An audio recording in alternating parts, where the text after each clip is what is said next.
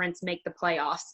But because the regular season came to a halt and they're not finishing out the regular season, we're just going straight to playoffs. They're doing it a little differently. Now each conference has 4 teams in a round robin and then 8 in a qualifying round. And then 4 teams from each of the qualifying rounds will then play in the normal playoffs.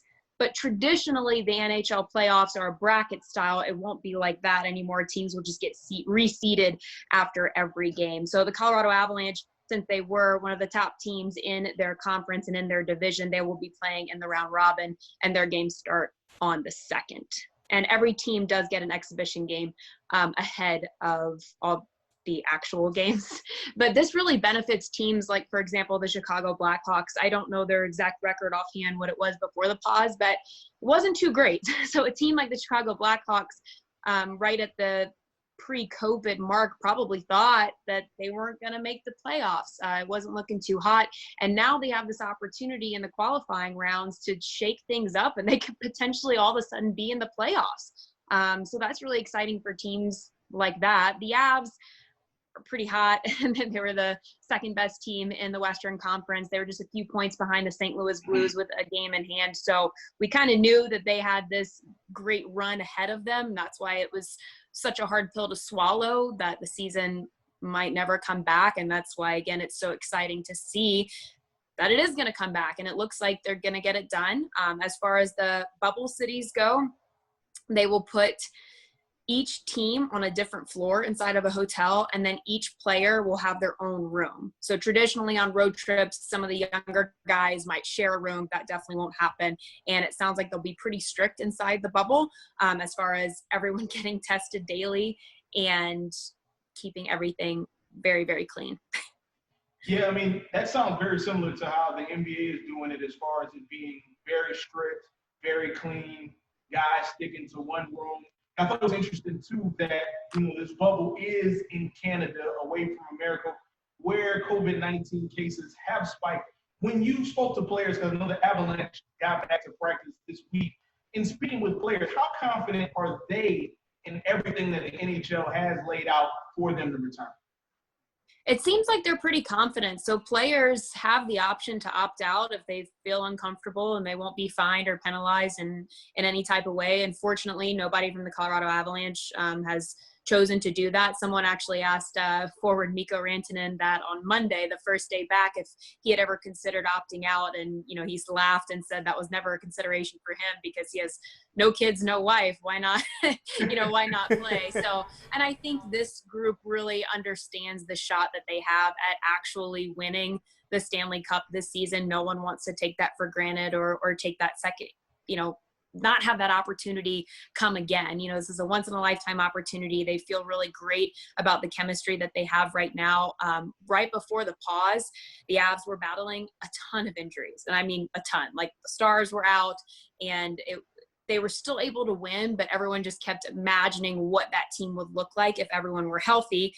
And now everyone's healthy. But of course, all the other teams are healthy too. So everyone's starting out clean. But even today, for example, Andre Burakovsky was asked about this team's potential in winning the cup and how confident he felt. And he was on the 2018 Stanley Cup championship team in Washington. And he said that comparing it to that team, that this Avalanche group has more chemistry and has things more knit together than that 2018 Stanley Cup winning team did.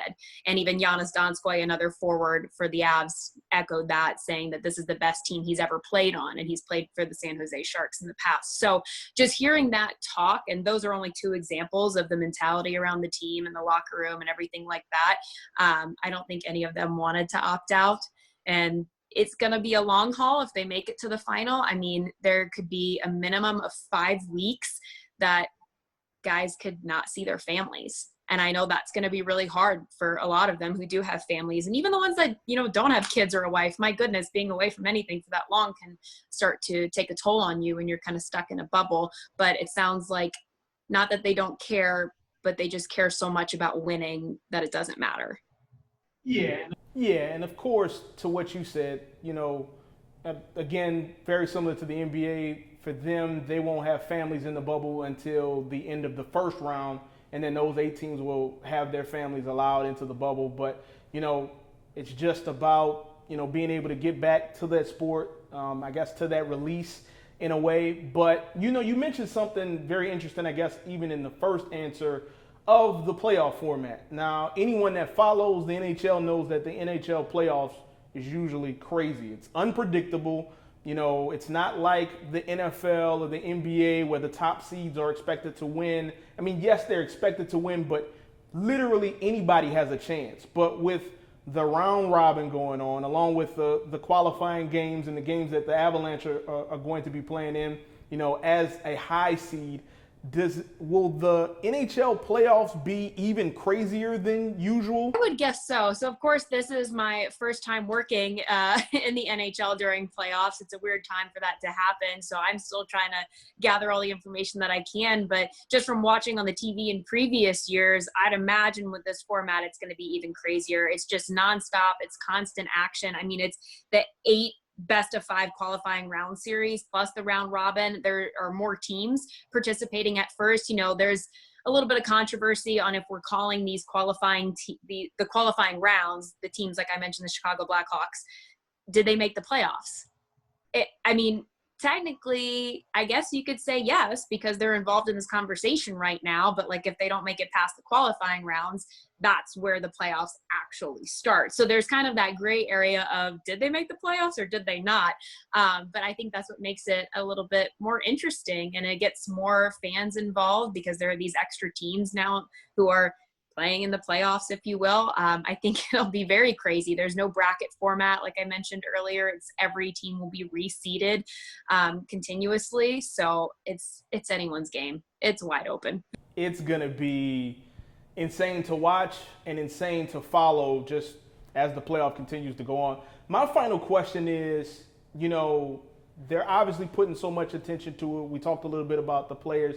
Do you have confidence that the NHL will be able to execute this with no maybe pause or spike in cases, that they will be able to play this season straight through and be able to get to the Stanley Cup clean? I'd be lying if I said I wasn't a little bit worried or a little bit concerned. It seems a little strange to have so many people in one confined area sweating on top of each other. Even if you take everything into consideration, the daily tests, they're even sanitizing the entire bench between periods.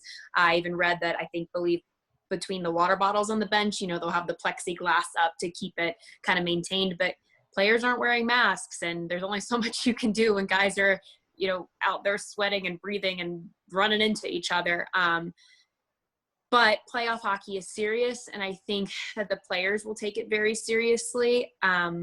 I think mistakes can happen, and I think someone would be naive to think that this would go 100% smoothly. But at the same time, I want to speak this into existence, and I just want it to happen so badly that I'm just going to hope that it all goes as planned. Of course, it could all change tomorrow. It could all change tonight for as much as we know. They can put a pause on it. They can just cancel it completely. So the fact that we're still moving forward, training camp is happening. I've been at Pepsi Center the past couple of days, and even at Pepsi Center, they're taking it very seriously. Security takes a little bit longer to go through because of all the extra steps we have to take. Everyone has to wear a mask. So it seems like everyone's taking it seriously. I just don't know if that's going to be enough to beat the virus for a playoff, but we'll see.